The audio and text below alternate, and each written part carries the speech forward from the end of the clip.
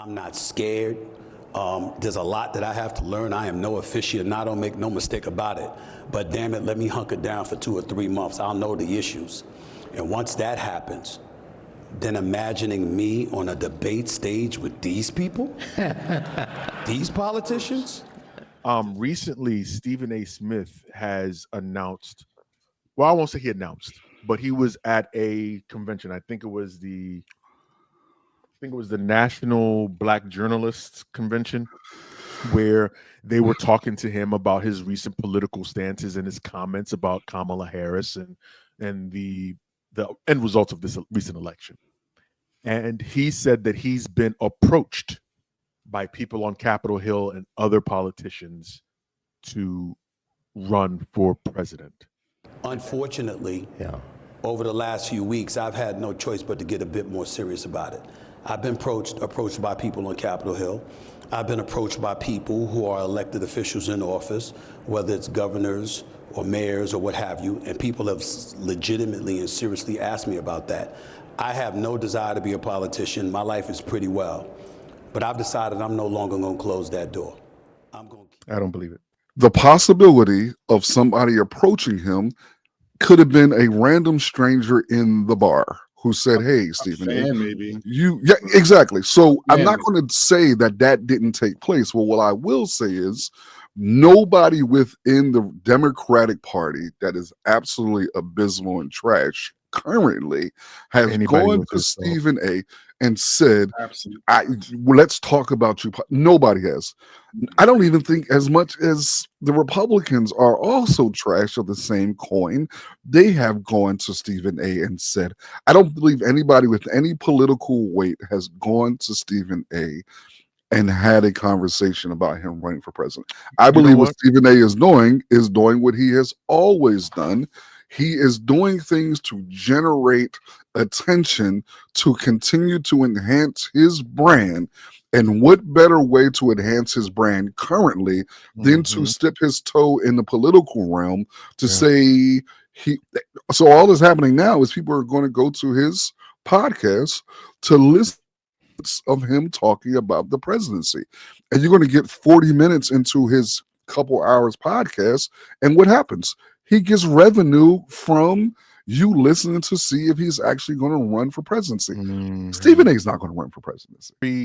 I won't say a disappointment because Stephen A. doesn't hold enough weight in my mind or day-to-day interactions that he would be a disappointment from anything. You have to start from a high level to fall down, and he's never lived anywhere. Okay, so that's first of all. Oh, look at that backhanded. That was a. Look at that. That was a mackerel type of backhand right there, my guy. Okay. I know it gets me. You just said he ain't shit. That's okay. I'll just say it the way you want to say it, but that's all right. Okay. That's fine. That's why we have you on the show, Elgin. That's why you're exactly. Yeah, that's why we bring you in here to be the sniper. And my hive loves it. My hive loves it. No, we want a hive or a cave. I don't know. No, it's got to be a cave. It can't be a hive. Got to be a cave. Got to be associated. Yeah. No, but in all honesty, you guys know my background. I've worked on campaigns before. So when I hear people start to talk about their level of seriousness for running for public service, my ears perk up. And this has to be one of the most grotesque, despicable, unflattering, and outright disgusting admittance to saying they want to run for public office. I'm going to ask you a question, Elgin. You've been in these streets as an activist for a very long time. Is that correct? Yes, sir. Okay.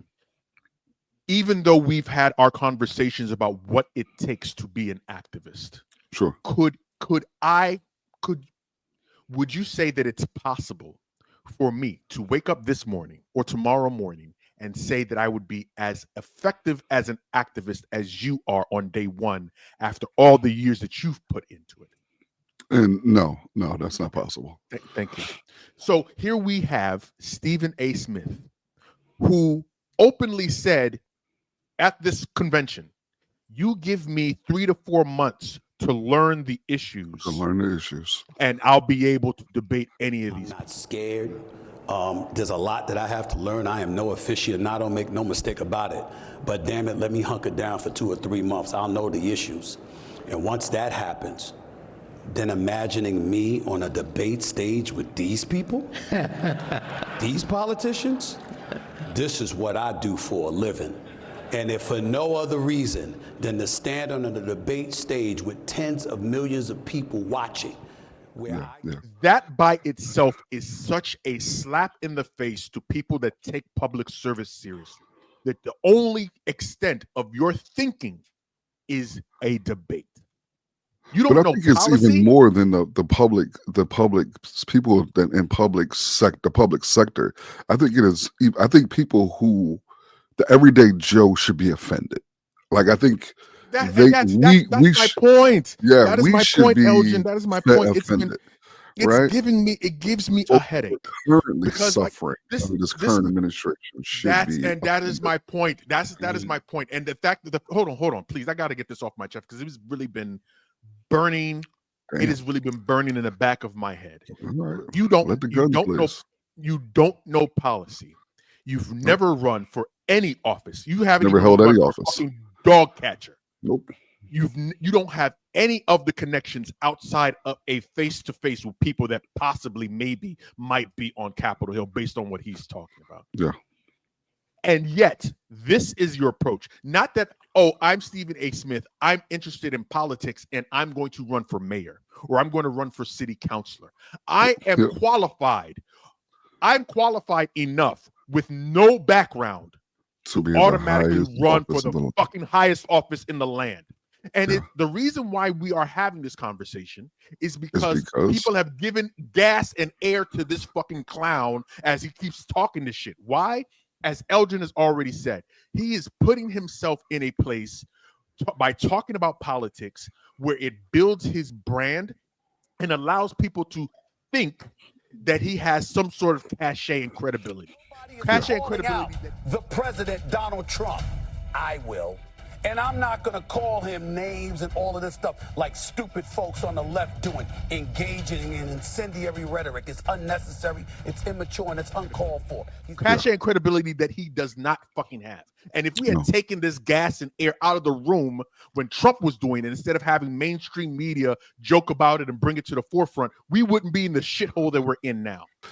And the reason why, outside of our personal feelings and views of Stephen A., the reason why he would be wildly unsuccessful in his campaign and running is because he does not have anything to offer a particular base.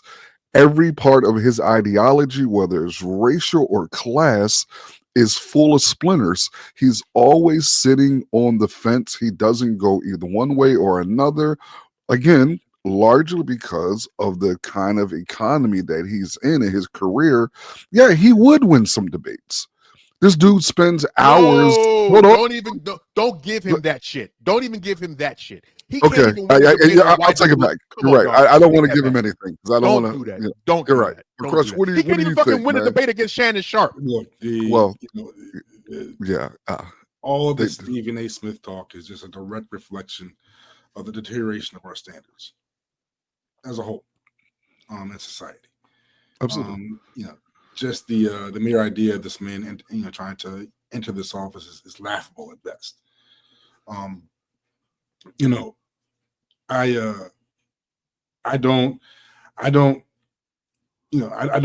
wonder that he's already, he's seen how effective it is for him, how effective it is for Trump to do what he does the way he does it.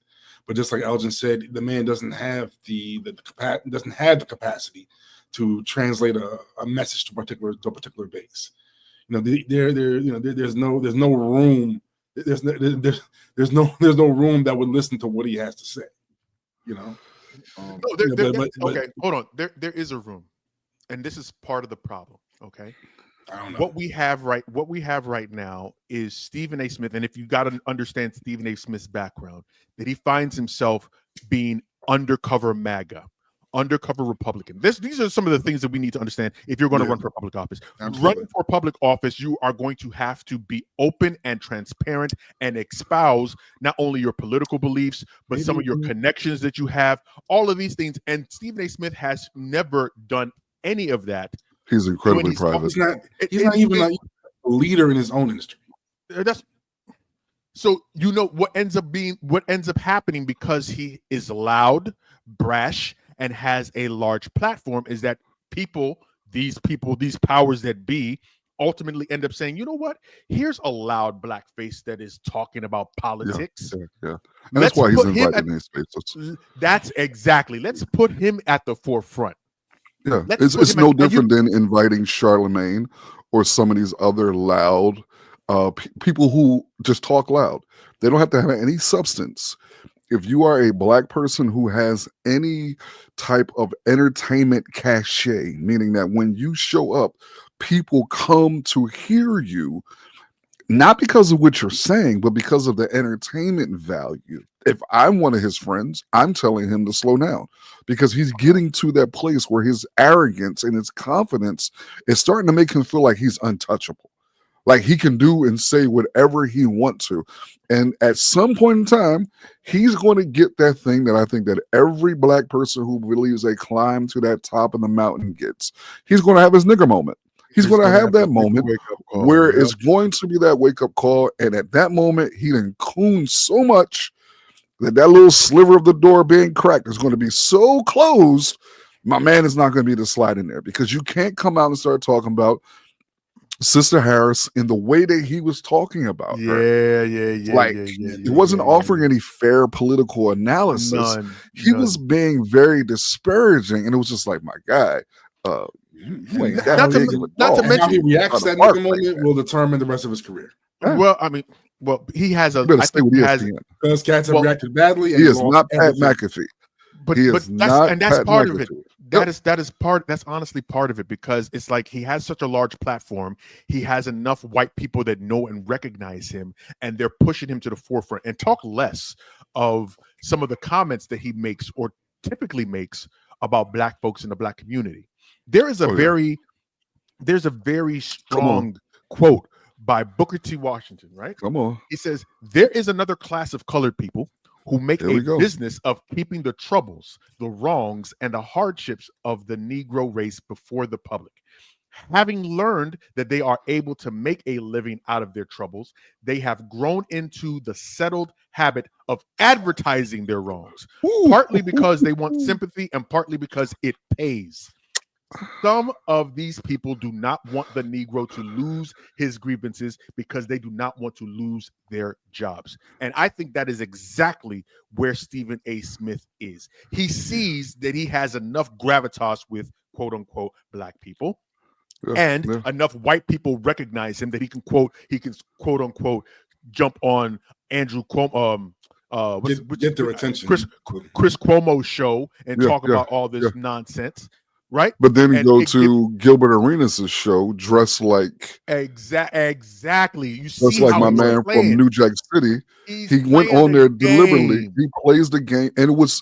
But if you are connected to your blackness, like blackness is not something you just put on. It's not cosplay, my guy. You see through it. You see and you realize, my guy, you not this dude. You're not Come this on, dude that you keep talking about. Don't do that.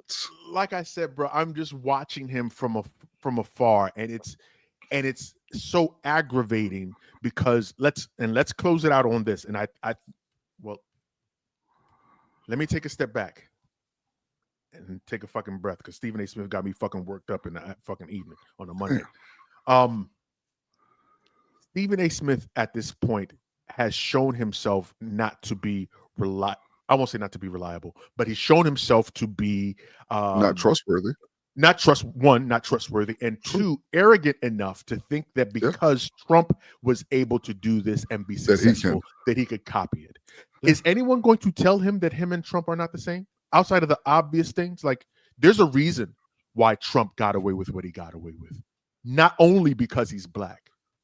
Trump has also built decades he spent 8 years campaigning.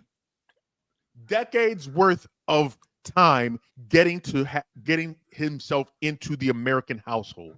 He's a billionaire white man. Like, just my because guy, some white come on, people you're know not you that from dude. ESPN First Take does not mean that you've got enough gravitas to go out into the street.